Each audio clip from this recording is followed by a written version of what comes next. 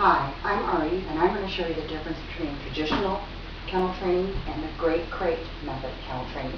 As you can see, the traditional kennel is much smaller than the grate crate method of kennel training. And this works great for a dog as an adult that's going to be 20 pounds or smaller. Also, too, with the traditional type of kennel training, you can see that they don't have any food or water, and if they go to the bathroom, they're forced to lay in it. With the grate crate method, they can have water, they can have food, they can have a couple of toys, they have a grate that's in the bottom up here, and so if they need to go to the bathroom, they're raised above it and they stay clean, so you won't take your puppy out and go, oh, I have to bathe you first. Right? Also, if they spill the water, yes, they're out of water, but they're not forced to lay in it getting cold and wet. Right? Now, also with the grate crate, when they have their food in there, because there's a grate here, you need to have something underneath the food dish, otherwise the food will just fall through and the puppy won't be able to eat. So we use a food mat. This is called a dry deck, and I really like the dry deck because you can see that it doesn't move around. See, it has little nubs there on the bottom that hold it into place. Also, it has little holes in here, so if they spill the water dish, it will go through, but it doesn't allow the food to go through. As you can see, the grate crate folds down like a suitcase. When it's folded down, the grate does need to be on the outside, and you can see that the grate has a nice little spacing in here. It has a nice coating on it, so it makes it very easy to clean. Also, too, a lot of people ask me, does this hurt the puppy's feet? And no, it doesn't, because what's great about it is that the only way a dog can lower its body temperature is by panting. Okay? And when the warmer months, they choose to lay on the grate because it allows the air to go underneath them and all around them. And the way you put it together is it just unfolds just like this. It doesn't matter which door end piece goes in first, and you just pull it out. And it has two hooks here, and two up on the side. And all you do, snap it into place. And then one door needs to come all the way out so you can put the grate in. So all you do is just pull it all around. And then the grate is going to sit on the double bars where it folds down together. And then you snap the back door in. And that's it, it's all together. Now you notice too that my kennel is wheeling quite easily. And that's because we've also attached 4 wheels to it. That you can wheel your kennel around. Let's say that you want to watch Netflix. We want the kennel when we're first housebreaking the puppy within 10 feet of it, so we don't have to go, did it make it all the way back there? We don't want to have any accidents. And of course we have the door open to make sure the puppy goes and uses the backup plan. Once that we've seen the puppy do it successfully for 3 weeks in a row, we know it's got it down. I like to use the no chase training method. Now also too, another reason why I have wheels on here is because the puppy always wants to stand as close as it possibly can to you. Well, if I was here, it'd be standing in its water dish. So now all I have to do is just roll the kennel, and now it's standing here, but not in the water dish. Also too, I do not want to put up with its poor behavior. So if the puppy, when I first get it, is crying and calling in here, I give it 5 minutes to correct itself. And if it doesn't, then I unlock the wheels, and into the other room we go, and in that room we're playing talk radio right next to the kennel. Right? So it can't tell where I am in the house. And it needs to be talk radio, not music, because if it's music, you don't go around the house singing, the puppy will know where you're at. But if it's talk radio, it sounds just like you. You could just use newspaper on the floor if you wanted to, but then they're going to track it around your house. They can tear it up. Also, too, your floor might get stained. A much better method is to have the grate. Now, you can just put the grate right on the tray if you want to, you know, once the puppy is housebroken. But until the puppy is housebroken, we want to confine it, and that's why I like doing it in the kennel, because it can have its water full time, and it can have its food all day long. Because I'm not worried about it needing to go to the bathroom, because it does have a proper place to go and it stays clean. Remember, this is a bigger kennel, so there is plenty of room for them to have their toys, their water, their food, and a proper place to go. And the reason why we want to use just newspaper in the bottom of this tray is so that we can see and smell exactly what's going on. Okay, if you smell ammonia, that could be the start of a bladder infection. If you smell a really stinky number 2, that can be other signs of things that we need to straighten out that my ebook goes into. It's just simple things like using yogurt or kefir. I like to use kefir because kefir, 1 serving of kefir is 150 servings of yogurt, which is going to get the job done faster, the kefir. Also, too, another reason why I like using a grate over just newspaper or a puppy pad on the floor, not only because it's cheaper, is because then my rugs are in jeopardy, and neither is my laundry. There's nothing else in my house that feels like this grate. This feels like the proper place to go. And yes, they do learn to go outside. The way that we teach them to go outside is we teach them to ring a bell. Okay? So you would just put this bell right over by the door. Doesn't matter which front paw you take of the puppy, and you would just press it on here. Sometimes the puppy will choose to push it with its nose. Okay? And then you open the door and you take it outside. Of course, when it's an emergency, if you're catching them in the middle of an accident, we're not going to stop and ring the bell. We're just going to go directly out. And the way that we avoid that is by using an egg timer. So the first thing that we're going to do when we're using the grate crate method is that when we come down in the morning, we're going to say, "Hi, how you doing?" Go to the bathroom ourselves. We're going to give this guy 5 minutes to relieve himself. And if he didn't go, he didn't have to go.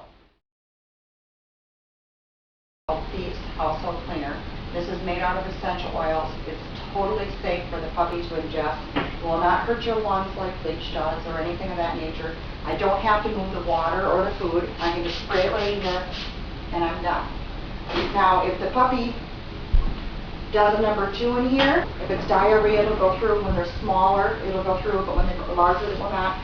Is I can just take a paper towel and I can pick it up and I can either throw it in my garbage or I can use a piece of toilet paper and flush it down my toilet. Okay, and if there's any that sticks on here, just get a brush somewhere like this and just brush it. And that's it. And you're done. Change out the newspaper as often as you want to. I change mine out about once a week. And what I love about this method is that I know exactly what's going on with my puppy every time they use the grate crate, because it's just like changing diapers.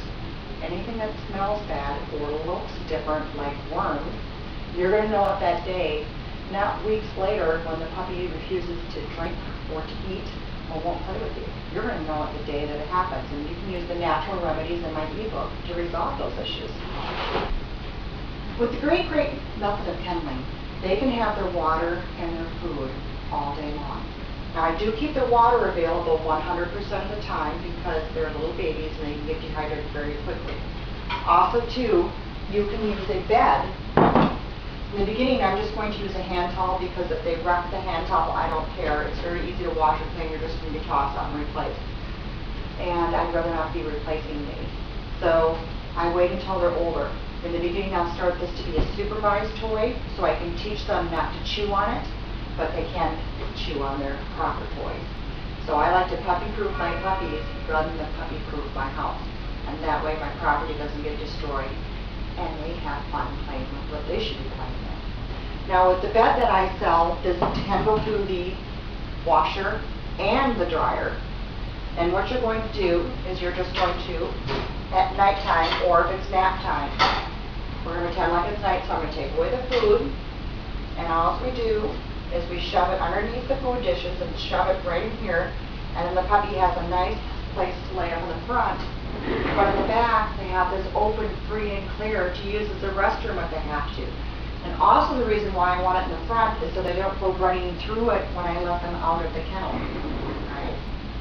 Now once they're totally housebroken and they're larger and everything, then the food, water, and bed would all go on the outside. So they have this whole entire space to use as a backup plan. And I would also clip the door open once they're totally housebroken, because if the door is shut, how can they get in there and use it? They're going to have to do an accident over there in front of my door or behind my couch or on my carpet. So I just have these little clips. And we just clip it open, and now the door can't close on them. So they have a nice backup plan while I'm gone. Or if I'm looking at my computer and don't notice that there's signal, that they need to go outside. As far as dishes go, I like stainless steel dishes because they don't melt in my dishwasher like plastic. They don't harbor bacteria like plastic. Also, too, if my nieces or nephews drop them, they don't break like ceramic. Okay, now the ceramic ones I think are a little prettier, but they do break. Also, too, you notice when I've been taking out the food dishes, I have a little ring here, so it keeps them firmly in the plate. So if they're jumping around in here, they can't be knocking the food over or dumping it over. Also, too, I can move it up to a higher position if I want to, or when they're puppies, I can move it to a lower position. Also, too, I can choose to attach it to the door if I want to.